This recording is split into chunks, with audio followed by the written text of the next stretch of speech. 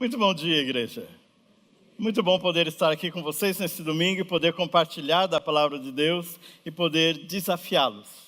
Nós, eu e a Beth e nossos filhos, como família, nós estivemos no campo missionário por 10 anos, lá na África, na Guiné Equatorial, e vivendo lá na Guiné Equatorial por 10 anos, e depois na Inglaterra, e depois em outros campos missionários, nós podemos dizer de que nós vimos a glória do Senhor. Vimos a glória do Senhor através de vidas que foram edificadas, de vidas que foram desafiadas. Ao mesmo tempo, eu poderia vir e contar muitas histórias hoje de África, ou poderia desafiá-los a entender o chamado missionário, entender aquilo que Deus tem para nós como igreja hoje, mas não vamos ficar apenas nisso. Hoje eu quero voltar não apenas daquilo que Deus fez no passado, mas quero estar certo de que os resultados daquilo que Deus fez no passado foi porque houve uma entrega, houve um dedicar, um compromisso, um entregar-se ao Senhor por inteiro, da nossa parte, da parte das nossas igrejas, da parte do povo de Deus que estava indo e trabalhando e servindo conosco. Hoje eu quero voltar muito mais para qual é a nossa atitude para com missões hoje. Qual é a nossa atitude para com missões? Qual é a tua atitude para com missões hoje? Qual é a tua atitude para com missões? E para isso, então, eu quero usar um exemplo da igreja de Antioquia. E lá na igreja de Antioquia, então, pensar de que era uma igreja numa grande cidade, uma igreja numa cidade, Antioquia era uma cidade com mais ou menos 500 mil habitantes e uma cidade cosmopolita, e nesta cidade tão grande havia também uma igreja grande. Então ali também havia uma igreja grande, havia uma liderança que queria acertar, havia uma igreja que queria servir. E quando nós pensamos numa igreja que queria servir, nós voltamos para o texto lá de capítulo 13, versículo 2, diz, servindo eles ao Senhor. Eles estavam servindo ao Senhor e, para sermos modernos, nós diríamos, essa igreja era uma igreja missional.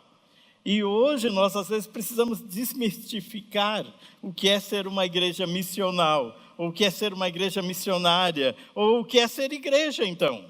E para isso, então, eu estava pensando e eu escrevi só uma frasezinha, que a igreja missional é uma igreja que compreende o que é ser testemunha de Cristo. Ela prega o Evangelho, a frase está aí na tela, é uma igreja que compreende o que é ser testemunha de Cristo. Prega o Evangelho na sua vizinhança, sem perder de vista a sua missão até os confins da terra. Isso é ser missional. Então é isso que nós já viemos falando todo o tempo neste culto, através das músicas, através de cada palavra, através de cada pessoa, de que nós somos este farol que brilha aqui, mas que alcança os confins da terra. Que esse farol, as pessoas podem ver o farol quando estão perto, mas as pessoas também podem ver esse farol lá de longe, porque essa luz vai ser refletida e vai refletir lá longe. Se nós fôssemos falar o que é uma igreja missional, lá na Igreja Batista Memorial de São Paulo, esta igreja, nós dizemos assim, é uma igreja de gente que gosta de gente. Sim ou não? Então isso é ser missional, é ser uma igreja de gente que gosta de gente, aonde? No mundo inteiro. Não está presa nas suas 4 paredes de lona, não está presa no seu quintal, não está presa na sua casa, não está presa no seu grupo pequeno. Ela é uma igreja que gosta de gente, aonde? No mundo inteiro. Então isso é ser uma igreja missional. E para isso, então, hoje o título da minha mensagem, eu quero voltar para o ponto de que é a igreja de Antioquia, e nós como igreja, e você como parte dessa igreja, é parte desta igreja, uma igreja que serve. Uma igreja que serve, e para isso então nós vamos ler Atos capítulo 13, versículos 1. Havia na igreja de Antioquia profetas e mestres, Barnabé, Simeão, por sobrenome Níger, Lúcio de Cirene, Manaém, Colasso, que era o Colasso de Herodes, o Tretarca, e Saulo. Então havia 5 cidadãos lá. Eles tinham desde profetas e mestres, e eles eram o que nós chamaríamos hoje, numa grande cidade, uma igreja internacional, porque eles tinham gente de todos os lugares. Eles tinham gente que vinham do norte da África, eles tinham gente que vinham lá do Império Romano, eles tinham gente de todas as classes sociais. Eles não eram apenas uma igreja internacional, mas eles eram uma igreja multicultural também. Eles tinham esses profetas e mestres, e estes profetas e mestres, até na liderança, a liderança era uma liderança multicultural. Então, na igreja, eles tinham desde príncipes e celebridades, pessoas importantes. Depois eles tinham os filósofos, os pensadores, mas eles também tinham escravos. E Solem Asch, um historiador judeu que se nacionalizou na Polônia e depois se nacionalizou americano, ele diz nos seus romances sobre o povo judeu, ele diz que lá na igreja de Antioquia, contando um romance da igreja de Antioquia, ele diz que lá na igreja de Antioquia, os escravos de Manaém eram parte da igreja. E ser parte da igreja não era que eles sentavam lá nos últimos bancos, não, eles eram parte, eles faziam parte, eles viviam a vida da igreja no seu dia a dia. Então, Solem Asch, ele diz, todos eram parte da igreja, então era uma igreja viva. Era uma igreja que sabia o que era ser igreja. E depois o versículo 2, lá em capítulo 13 ainda, o versículo 2 diz: e servindo eles ao Senhor, e jejuando, disse o Espírito Santo, separai-me agora, Barnabé e Saulo, para a obra que aqui os tenho chamado. Então, o segredo de Atos 13 está aqui na palavra servindo. Servindo eles ao Senhor. E eles quem? Os escravos, os príncipes, os filósofos? Não, eles a igreja. John Stott, ele volta e diz que eles se refere a toda a igreja. Eles não se referem só à liderança. Não é só um grupinho decidindo o que eles vão fazer, mas a igreja toda indo junto. Então, quando o apóstolo Lucas, quando Lucas escreve e diz eles, John Stott, no seu comentário, ele diz, eles não é só a liderança, é a igreja, são vocês, é a igreja inteira, toda a igreja. Então, eles servindo ao Senhor. E o segredo também está na palavra servindo. Porque a palavra servindo, na realidade, aparece no Novo Testamento, servir ou servo, aparece no Novo Testamento de 3 maneiras. E um servo, ele poderia vir e se denominar de 3 maneiras apenas no Novo Testamento. E a primeira maneira que ele poderia se denominar servo, ele poderia dizer, eu sou o doulos. Eu sou o doulos, eu sou o escravo, o slave, aquele que foi comprado por um alto preço, aquele que foi comprado para ser o quê? Escravo. Escravo de quem? De um único Senhor. Então, o escravo que vai satisfazer os desejos do coração do seu Senhor, aquele escravo que vai atender todos os desejos do coração do seu mestre, esse escravo, ele é chamado de doulos.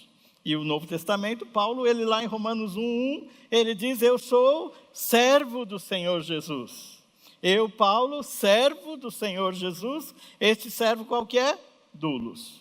Este servo, Paulo está dizendo, eu, Paulo, aquele que foi comprado, aquele que foi redimido, aquele que foi encontrado, comprado por um alto preço, pelo sangue precioso de Jesus, eu sou o servo do Senhor Jesus. Então ele usa doulos. Ele diz, eu sou o servo do Senhor Jesus. Dizendo, eu sou o escravo que estou pronto para servir ao Senhor Jesus. Aquele que se dedica diretamente para servir a quem? O seu Senhor. Depois a segunda palavra que o Novo Testamento usa é diáconos. E diáconos, ele vem do oikomonos. E os oikômonos, lá na palavra de Deus, ele é o dispenseiro fiel. Olha lá depois na tua palavra, na Bíblia, em Lucas 12. Lucas 12, 37 a 42, ele conta a história daquele servo, daquele mordomo, daquele que está esperando o seu senhor chegar, daquele que vem para servir o seu senhor. E não importa, em outra parábola ele diz, não importa que horas o seu senhor vai chegar. Não importa se ele vai vir pela tarde ou se ele vai vir no meio da noite. O mordomo, o dispenseiro, aquele servo fiel, ele está lá parado na porta. Para quando ele chegar sem bater na porta, ele vai abrir a porta.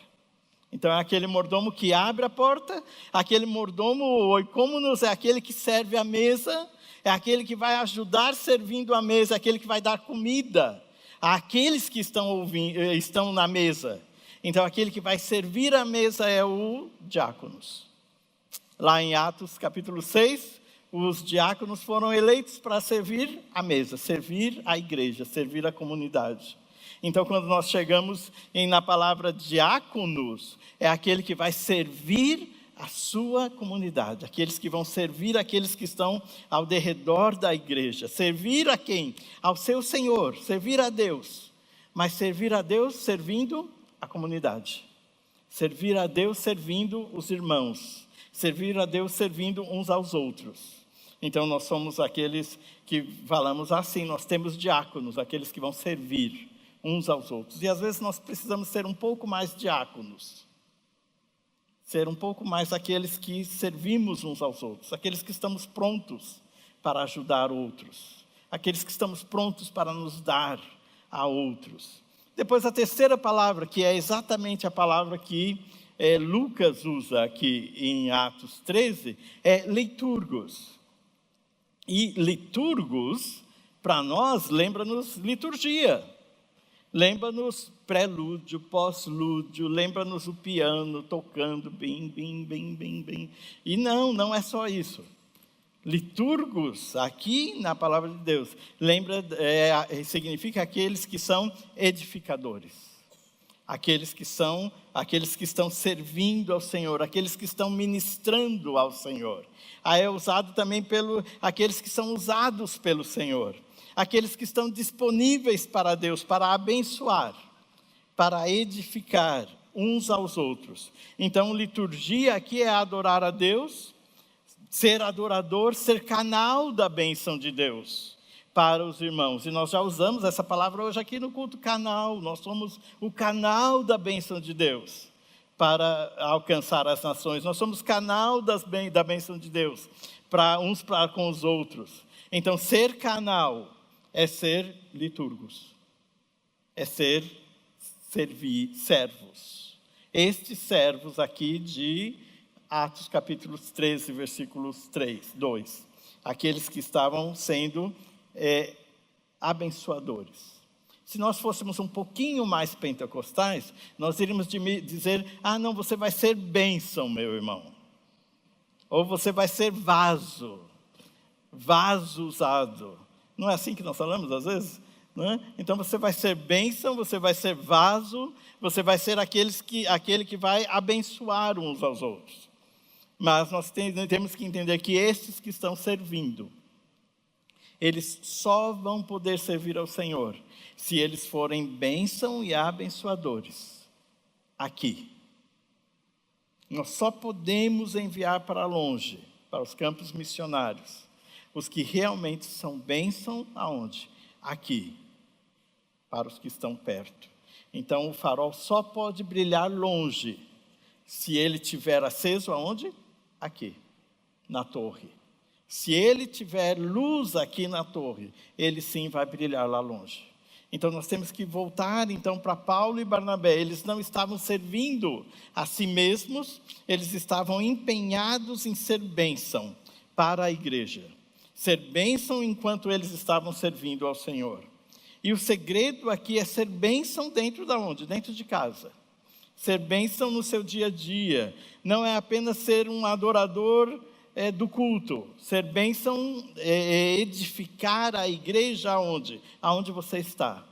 É o que nós sempre falamos, de que você vai ser o quê? Referência da presença de Deus aonde? Aonde você está. Eu tenho duas referências, e uma delas é do pastor Jeremias, eu vou pôr a segunda. A segunda referência é de que nós somos salvos pela graça, servimos em sua igreja e servimos como igreja. A igreja serve para projetar a luz de Cristo em um mundo que vive perdido em meio à escuridão. Então, essa referência é do pastor Jeremias Pereira. E quando voltamos para Antioquia, nos versículos 3, nós então encontramos que ela é uma igreja que é exemplo de missões e que ela é então essa igreja que, através desta comunhão com o Espírito, eles começam então a não orar agora, mas eles continuam orando. E o versículo 3 diz que então, jejuando e orando e impondo sobre eles as mãos, os despediram. E eu quero ir nesses 3 pontos. Eu quero ir no primeiro, de que eles eram uma igreja que oravam. Eles são uma igreja que oram, que jejuam, que estão buscando o Senhor, enquanto estão orando. E enquanto estão orando, não é uma prática da liderança, por isso que John Stott vem e briga de que não estamos falando apenas dos 5, do versículo 1, mas estamos falando de toda a igreja. Então, que não é uma prática apenas da liderança, a oração e jejum, mas tem que ser uma prática da igreja. Da igreja que vai orar, de pessoas que vão orar. Há 25 anos atrás eu cheguei na Guiné Equatorial e eu fui solteiro à Guiné Equatorial. E eu tinha orado muito, eu tinha buscado muito ao Senhor e um dos meus primeiros pontos com o Senhor, eu não queria morrer no campo missionário. E nem queria morrer solteiro. Então, eu falei, Senhor, eu não quero morrer no campo missionário. E eu não quero morrer solteiro. E Deus respondeu as 2 orações. Mas depois, então, às vezes a gente ora pensando em quem? Qual era a oração? Eu estava pensando no campo missionário? Não, eu estava pensando só em mim. A primeira oração é, Senhor, eu não quero morrer. E a segunda oração? Senhor, eu não quero morrer solteiro. Eu estou orando para quem? Orando em favor de quem? Apenas de mim mesmo. Mas quando eu cheguei no campo missionário, com os desafios do campo missionário, em viver o campo missionário, em estar vivendo em meio a uma tribo, que na primeira semana eles falaram, Maurício, você não é o tipo de missionário que nós queríamos. Você não tinha que ser um pouco mais alto, você tinha que ser um pouco mais branco, e você tinha que vir de um país um pouco mais rico, para ser um missionário ideal que nós queríamos. E sabe de uma coisa, lá naqueles dias, eu descobri que eu tinha que estar firme naquilo que Deus tinha me chamado para fazer. Eu tinha que estar firme e firmado, não naquilo que eles queriam, mas naquilo que o Senhor queria. E para isso, então, eu tinha que buscar o Senhor. E um dos versículos, naqueles dias, que o Senhor me falou muito claramente, era de que eu tinha que simplesmente pregar o Evangelho. Eu voltei para Romanos 1:16, que diz que o Evangelho é o poder de Deus para a salvação de todo aquele que crê. E eu estava lá dia a dia, pregando o Evangelho, e morando então solteiro na cidade. Morava num apartamentozinho na cidade, e no apartamentozinho tinha eletricidade.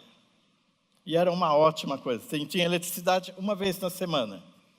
Mas só que não tinha água corrente, não tinha água na torneira, não tinha poço. Então eu tinha uma velhinha da igreja que mandava um dos seus netos, um menininho pequenininho de uns 7, 8 anos, e ele vinha trazendo uma latinha, como essas latinhas de tinta que nós compramos, e ele, cada dia de manhã, ele trazia uma latinha de tinta com água.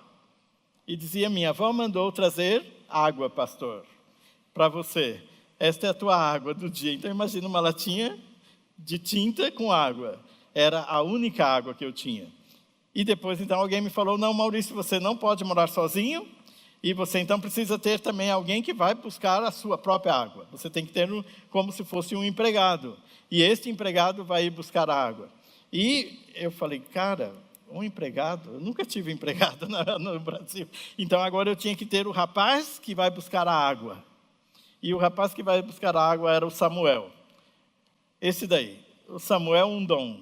E o Samuel Undom, ele era o menino que ia buscar água, e cada dia ele tinha que levantar de manhã, buscar água a uns 500 metros da casa, e limpar a casa, e ter água para banhar, e água para lavar a roupa e tudo. Então, porque a água era um problema sério. E o Samuel, então, foi muito bem nos primeiros dias, mas depois da primeira semana, você fala, cara, que relação é essa de empregado? Então eu falei, não, você é meu amigo, e ele, então, se eu sou teu amigo, eu posso falar as verdades? Eu falo, eu não sou tão bom assim para ouvir verdades. Então, quem me conhece aqui sabe que eu não sou tão bom para ouvir verdades. Mas lá, então, eu falei, tá bom, Samuel, você é de casa. E ele diz, Maurício, sabe de uma coisa? Todo o trabalho que vocês estão fazendo em pregar o Evangelho, em ensinar as pessoas a palavra de Deus, isto não leva a nada. E eu falei, mas por quê? Ele disse, porque de nada vale pregar o Evangelho se nós, os fãs, não tivermos a Bíblia na nossa própria língua. E de nada vale pregar o Evangelho se nós não entendermos o Evangelho na nossa própria língua. E ele disse, então, vocês estão num erro. Tudo que vocês fazem está errado. Eu falei, tá bom, Samuel. Então, eu falei, no outro próximo dia, ele, Maurício, você sabe, posso dizer uma verdade?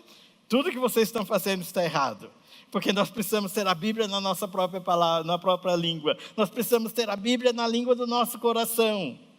Depois, na próxima semana, Maurício, sabe, tudo que vocês estão fazendo está errado. Eu orei e eu falei, Deus, e o que eu vou responder agora para o Samuel?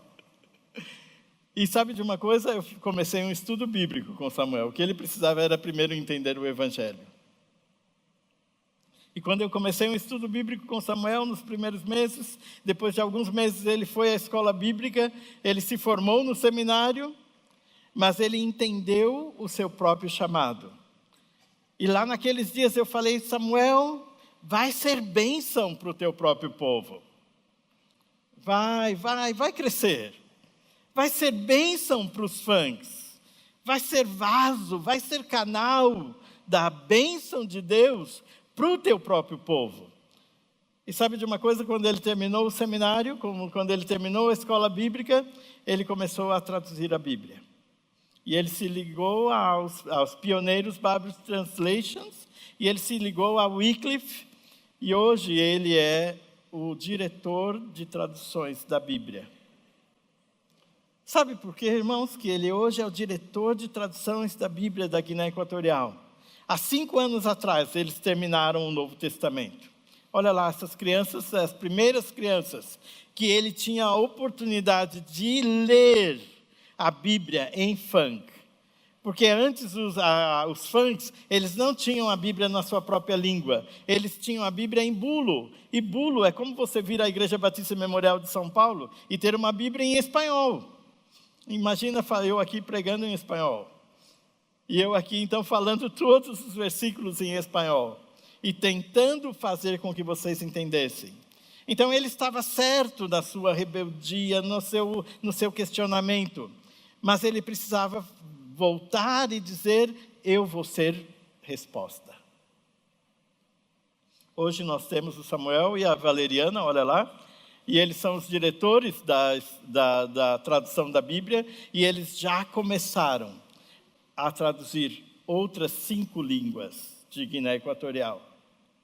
Eu cheguei lá em Guiné Equatorial, a população era 0,00,1%, os evangélicos dentro da população. Hoje são 5% da população conhece ao Senhor Jesus. Sabe por quê? Porque pessoas começaram a orar.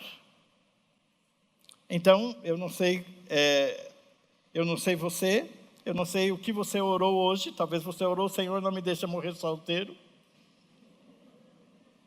Talvez você orou só para você mesmo, como eu.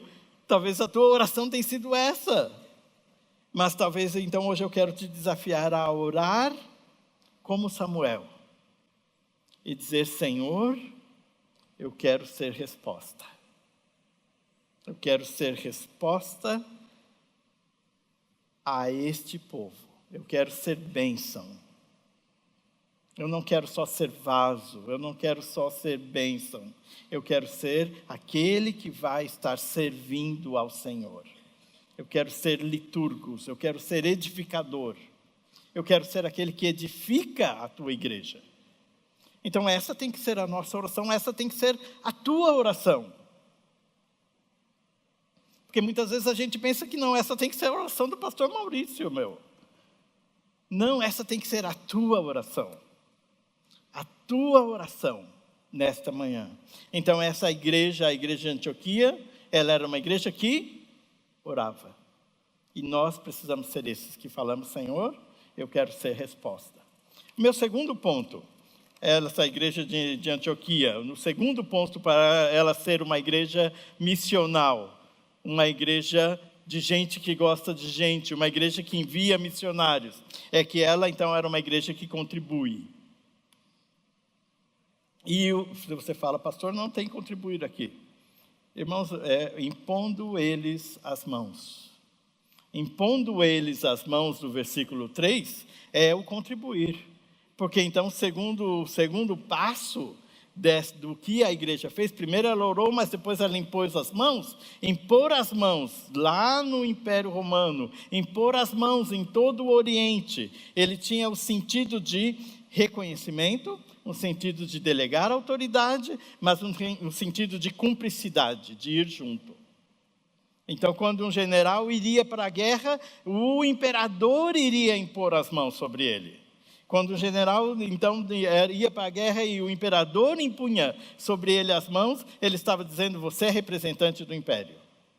E você vai ser o império lá onde você vai, e você vai ter tudo o que nós temos aqui lá onde você está. Então você vai nós vamos estar juntos com você. Então nós vamos ir juntos. Então quando nós pensamos de que eles deram tudo, eles contribuíram, então é porque eles deram tudo o que tinham. Eles tinham o melhor, Paulo e Barnabé. E eles deram e fizeram de Paulo e Barnabé o quê? Esses representantes da igreja de Antioquia. Quando nós chegamos, então, à igreja de Antioquia, pensa lá em Atos capítulo 11, versículo 29. Quando Paulo e Barnabé estavam lá edificando esta igreja de Antioquia, veio um profeta, Ágapo, e Ágapo diz que vai haver uma fome na Judeia, e lá naqueles dias eles começam então uma oferta para enviar à Judeia. E esta oferta que eles começam a arrecadar para enviar à Judeia, quem é que deu a oferta? Toda a igreja. Então, os príncipes, os filósofos, os pensadores e os escravos deram a oferta.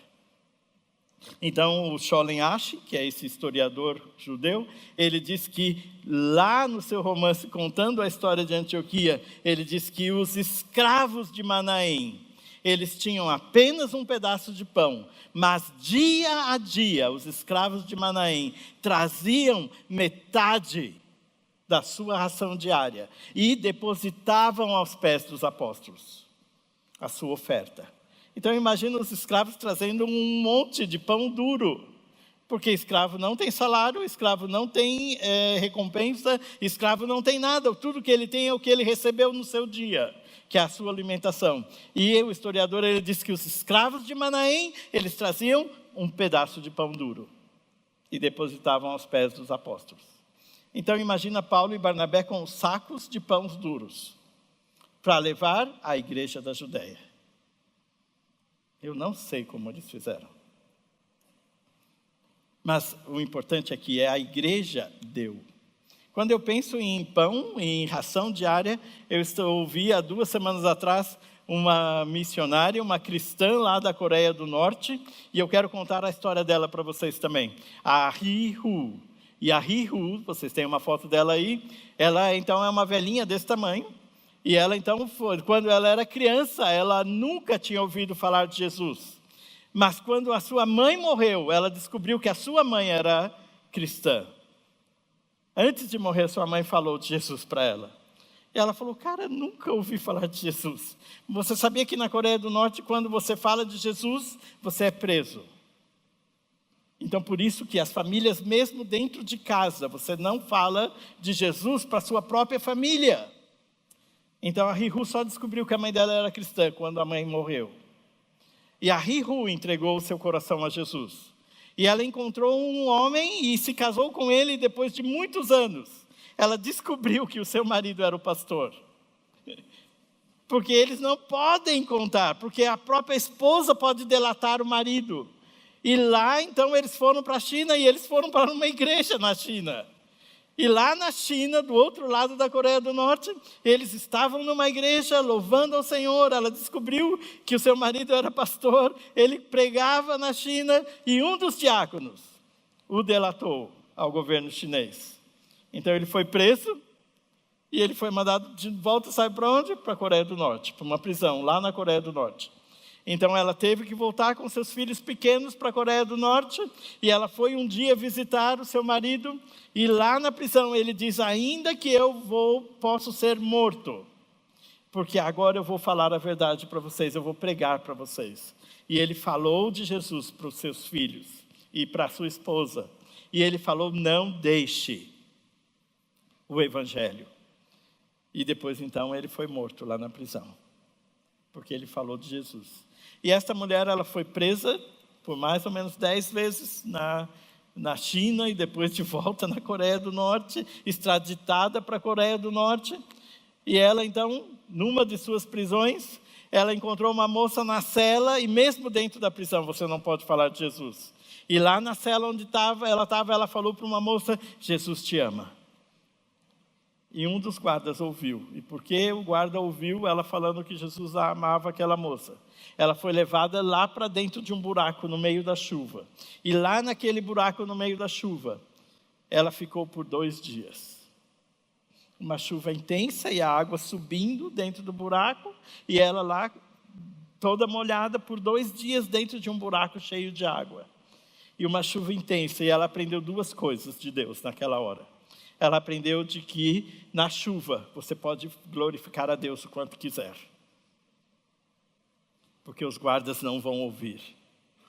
Na chuva você pode orar, você pode louvar, você pode cantar, você pode fazer tudo o que você não pode fazer dentro da prisão na Coreia do Norte, ou dentro das cidades na Coreia do Norte. Ela começou a louvar a Deus e glorificar a Deus. Ela começou a adorar a Deus na chuva. Mas ela perguntou: Deus, e como eu vou fazer para pregar o teu evangelho quando eu volto lá para dentro da cela? E Deus falou com ela lá no íntimo do coração dela: sabe o teu pão? Sabe o teu pão de milho que você recebe cada dia? Deus falou com ela: reparte com os outros prisioneiros. Reparte com as outras pessoas da prisão. E cada dia ela deixou de comer. Cada dia ela deixou de comer. E ela deu um pedaço de pão de milho, que era a única comida que eles recebiam naquela prisão, para outras pessoas. Depois de alguns meses, ela tinha 6 pessoas, que eles se encontravam lá num banheiro sujo, lá no final da prisão, onde ninguém queria entrar, e ninguém queria ir, porque nunca era limpo aquele banheiro. E lá naquele banheiro ela encontrava 6 pessoas, e eles se abraçavam. E eles oravam bem baixinho uns pelos outros. E eles, então, falavam apenas um versículo e iam embora do banheiro. Aquele era o culto. Aquele era o servindo eles ao Senhor. Daquela mulher, a Rihu. Irmãos, sabe de uma coisa? Onde está o teu pão? Onde está o teu pedaço de pão? Algumas horas a gente reclama tanto, algumas horas nós falamos tanta coisa que não devemos, ao invés de louvar ao Senhor. Algumas horas nós não oramos e devíamos orar mais. Algumas horas nós devíamos fazer como a Rihu, aproveitar que está chovendo e glorificar a Deus. Agradecer a Deus pela liberdade que temos, mas ao mesmo tempo também pegar o nosso pão e dizer: Senhor, muito obrigado. Eu não sei qual é a tua necessidade hoje, mas eu quero dizer para você que você precisa ser grato. precisa ser grato pelo pão que Deus tem te dado. Quando eu volto para isso, eu não estou falando de dinheiro hoje, eu quero falar de compromisso. Porque nós, aqui na Igreja Batista Memorial de São Paulo, nós temos então a nossa maneira de fazer missões, é através de um compromisso missionário. Então hoje eu não só quero falar, pastor, você me pegou pela emoção. Eu não quero te pegar pela emoção. Eu quero te pegar pelo teu compromisso. Então me perdoa se eu chorei, se eu te peguei pela emoção, mas eu quero te pegar pelo compromisso. Eu quero dizer, irmãos, nós aqui nesta igreja, nós temos um compromisso missionário. E sabe de uma coisa? Nós somos 3.900 membros no nosso hall de membros. E nos nossos 3.900 membros, 20% contribui com missões. Então eu tenho que parar aqui agora e dizer, muito obrigado. Muito obrigado porque vocês estão contribuindo com missões. Eu tenho que parar aqui agora e dizer, muito obrigado, liderança da Igreja Batista Memorial de São Paulo. Porque vocês têm uma visão missionária. Porque vocês estão enviando missionários. Porque nós estamos indo longe com nossas 19 famílias. Então eu tenho que parar aqui agora e dizer, irmãos, muito obrigado. Porque com 20% nós estamos fazendo muito. Só que nós queremos que vocês, os 80%, também sejam parte daquilo que Deus quer fazer. Daquilo que Deus quer fazer lá no Oriente Médio, daquilo que Deus está fazendo aqui no presídio, no CDP1, onde você não pode ir, daquilo que Deus está fazendo aqui entre os universitários, daquilo que Deus está começando a fazer no Nordeste, daquilo que Deus está fazendo lá na Colômbia e agora ao México, daquilo que Deus está fazendo entre surdos na Holanda, mas daquilo que Deus está fazendo na América Latina, naquilo que Deus está fazendo na África, na Indonésia, mas daquilo que Deus está fazendo lá na universidade, lá na Jordânia, com Marcelo e a Elza, naquelas igrejas que estão sendo plantadas entre muçulmanos na fronteira com a Síria, na Jordânia. Sabe, irmãos, nós precisamos voltar e dizer, eu quero ser parte daquilo que Deus está fazendo. Você entrou na porta e você recebeu um folheto como este. E este folheto, ele não é nada mais, nada menos do que um compromisso missionário. Então aqui você tem explicando o que nós fazemos, o que nós somos, qual é a nossa visão, que nós queremos continuar sendo esses que vamos levar missões até os confins da terra. Mas aqui também eu tenho, é um destacável, e eu queria que você pegasse essa outra parte e dissesse, eu sim, tenho total consciência da minha responsabilidade e do meu compromisso. Eu sim sou grato a Deus pelo pedaço de pão que Ele tem me dado. E eu quero ser parte daquilo que Deus está fazendo no mundo. Ele é um compromisso, e aqui cada um de vocês como membros já fizeram um compromisso como este. E talvez se você está chegando agora, então esse compromisso nós fazemos mais ou menos de 3 em 3 anos. Renovamos um compromisso missionário de fé. E neste compromisso missionário de fé, as pessoas então deixam o seu nome, o seu endereço, o seu telefone, o seu e-mail, e depois nós vamos te mandar informações de nossos missionários. Mas também aqui você diz, eu me comprometo a dar mensalmente esta quantia para a obra missionária. Então ele é um compromisso daquilo que você vai dar. Então daquilo que você vai ser bênção, como contribuindo para a obra missionária. Então eu não sei se todos receberam, você recebeu, você tem um papel aí, você não precisa de caneta agora. Na saída você pode encontrar esse pessoal de amarelo. Então tem muita gente de amarelo aqui. Então esse pessoal de amarelo que está atrás, eles vão estar na porta. E você pode então só devolver isto preenchido. Com isso nós sabemos o quanto que nós podemos contar com você. E quando nós sabemos o quanto nós podemos contar com você, sabe o que acontece? Nós podemos então fazer mais coisas. A terceira coisa que acontece aqui no versículo é que eles os despediram. Em outra versão, na NVI e na NVT, eles os enviaram. Eles foram enviados para longe. Eles foram enviados porque a igreja se comprometeu. A igreja teve um compromisso. Quando nós pensamos, quando eu cheguei aqui, há 14 anos atrás, e depois quando eu cheguei aqui na Memorial, há 9 anos atrás, eu falei, Senhor, eu quero voltar para a África. Se você me perguntar, pastor, o senhor tem saudades da África? Todo mundo me pergunta isso. Eu falo, claro que eu tenho. E qualquer missionário vai ter saudade do seu campo missionário, do seu primeiro campo missionário. E eu falo, claro que eu tenho saudades da África. Mas quando eu cheguei aqui, Deus falou, este é o teu novo campo missionário. E nós queríamos voltar para a África, e Deus falou, não, este é o teu campo missionário. E sabe de uma coisa, irmãos, Deus nos deu uma porta de escola para ser nosso campo missionário. E nós começamos a falar com pessoas, a orar com pessoas, a evangelizar pessoas, a abraçar pessoas, só isso, na porta da escola. Nós temos pessoas aqui nessa igreja, que nós encontramos na porta da escola. Sabia? E depois, quando nós chegamos aqui há 9 anos atrás, eu falei, Senhor, eu não quero ser o pastor de missões apenas. Eu quero ver nessa igreja um movimento de missões. Eu quero ver essa igreja indo adiante em missões. E sabe de uma coisa, irmãos? Eu estou muito feliz. Porque eu orei não só para não ser solteiro. Eu orei, Senhor, dá-nos uma igreja com visão missionária. Eu falei, Senhor, levanta-nos uma nova geração de missionários. E sabe de uma coisa? Nós temos aqui a Letícia. Levanta aí, Letícia.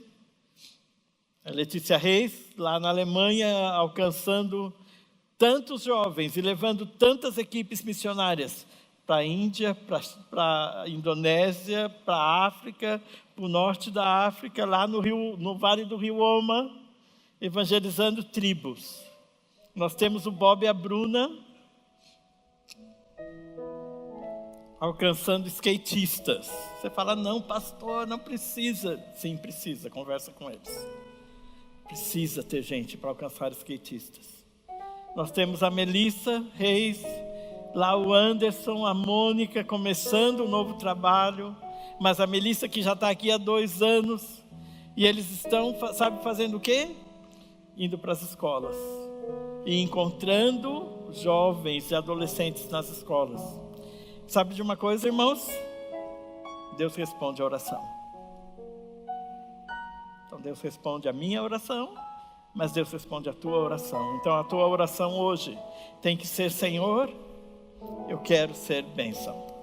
A tua oração hoje, a minha e a tua oração deve ser, Senhor, usa-me. Senhor, eu quero ser a mão que alcança. Eu quero te servir, como nós cantamos já hoje. Eu quero ser este que diz, Senhor, eu quero ser a mão que alcança. Pega o teu compromisso.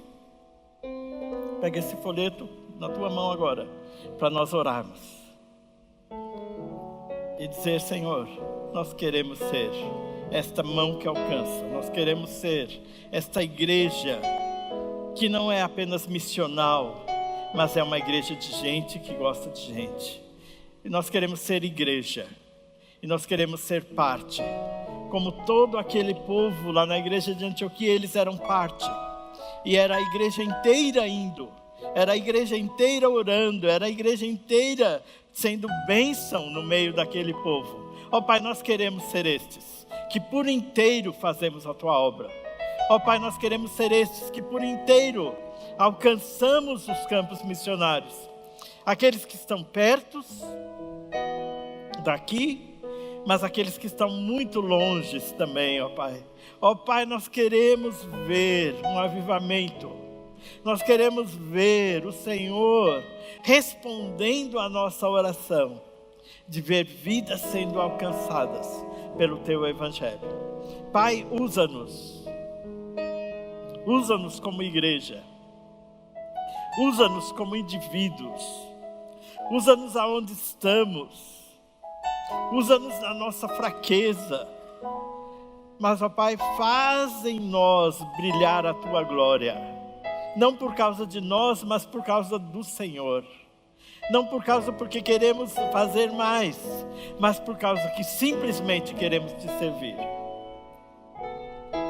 Abençoa, Pai, cada indivíduo nesta igreja, cada pessoa que vai estar agora firmando um compromisso de orar diariamente e dizer: eu sou o canal. Abençoa, Pai, cada pessoa que vai estar firmando um compromisso de sim contribuir com a Tua obra mensalmente e dizer: sim, eu sou parte. Abençoa, Pai, cada um dos nossos missionários, aonde eles estão, em nome de Cristo Jesus. Amém.